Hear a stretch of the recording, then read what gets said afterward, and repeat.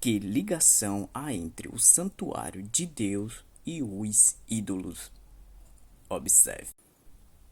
Porque nós somos santuário do Deus vivo, como ele próprio disse. Observe mais uma vez.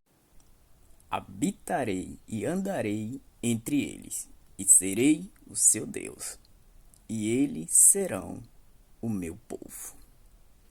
Vamos refletir na voz do pastor Gilson Brito este dia com Deus. Vamos dar mensagem, vamos compartilhar o verdadeiro sentido da vida, a palavra de Deus, para que outros também conheçam o verdadeiro ensinamento de Jesus Cristo. Vamos que vamos.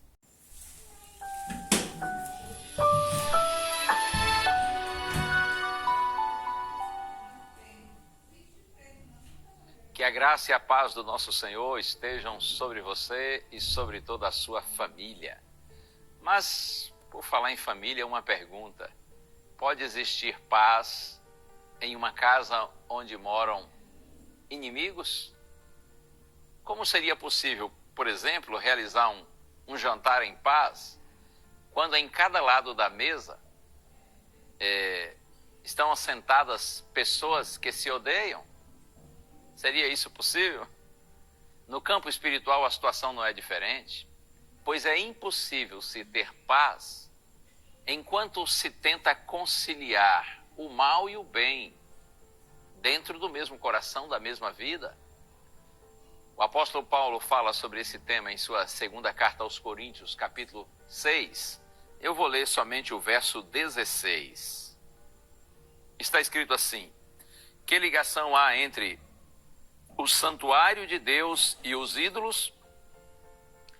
Porque nós somos santuário do Deus vivo, como ele próprio disse: habitarei e andarei entre eles, serei o seu Deus e eles serão o meu povo.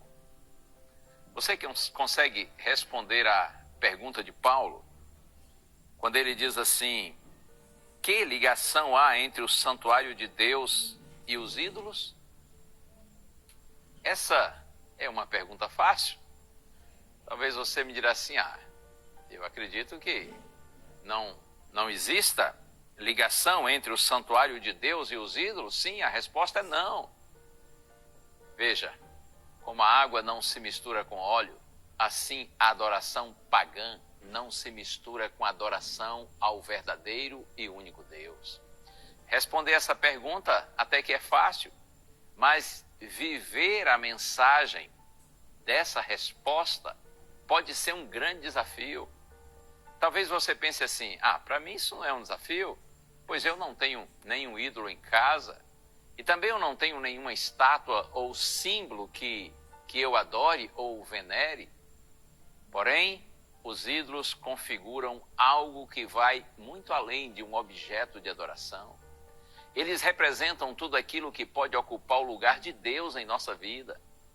Isso quer dizer que até um emprego pode ser um ídolo, talvez o namorado, a namorada, ou quem sabe um objeto como um carro, ou até um vício, ou talvez um entretenimento. Se existe algo no qual nós dedicamos mais tempo, dinheiro, energia do que para Deus, então isso é um ídolo. A continuação do verso enfatiza que nós somos santuário do Deus vivo e que ele deseja habitar em nós e ser o nosso Deus. Como pode o Criador habitar em um lugar onde não é bem-vindo? Como Jesus pode fazer morada em nossa vida se a nossa mente está cheia de hóspedes inimigos do céu? Assim como está escrito em Apocalipse capítulo 3, verso 20, Jesus diz: eis que estou à porta e bato. Jesus hoje está batendo na porta da sua vida e espera a oportunidade de entrar. Você e eu precisamos permitir que o Salvador entre, que ele habite em nós e retire os ídolos do nosso coração. O que Deus espera é que você e eu nos coloquemos inteiramente nas mãos dele, para que sejamos guiados pelo seu Espírito e não guiados pelos ídolos, os muitos, inúmeros ídolos que existem nesse mundo. Deus tenha compaixão de nós. Que o nosso coração pertença ao Senhor e que no coração dos filhos de Deus não exista lugar para outros supostos deuses que tentam tomar o lugar do nosso Deus eterno. Vamos orar? Ó Deus bendito, tu sondas os corações e sabes todas as coisas. Quantas vezes, Senhor, mesmo nós cristãos acalentamos ídolos em nosso coração. Podem ser pessoas, podem ser coisas, podem ser ambientes ou situações, seja de lazer, seja de entretenimento, seja de trabalho, de estudos, enfim, Senhor. Há tantos possíveis e falsos ídolos.